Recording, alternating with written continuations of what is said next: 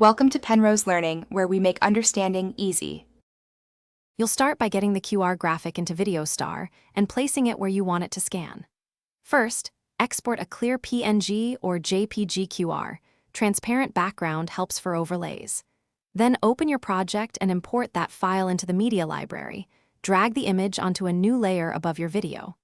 Once done, position the clip's start point where the QR should appear on screen and set its duration. Make sure the image fills enough pixels for scanning.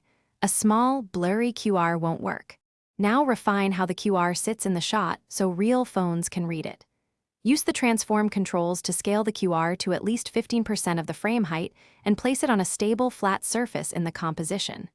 If you need motion, add keyframes for a slow, steady move or a subtle scale. Rapid motion breaks scanning. Once positioned, check contrast and avoid strong blurs or heavy effects. Make sure foreground elements don't cross the code. Clarity matters more than flashy motion.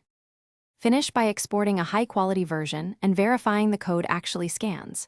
Use a sharp codec like H.264 or HEVC with a high bitrate so edges stay crisp.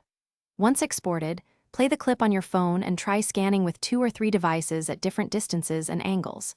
If it doesn't scan, go back and increase the QR's on-screen size, raise contrast, or pause the image briefly for 1 to 3 seconds. If problems persist, remove filters and retest.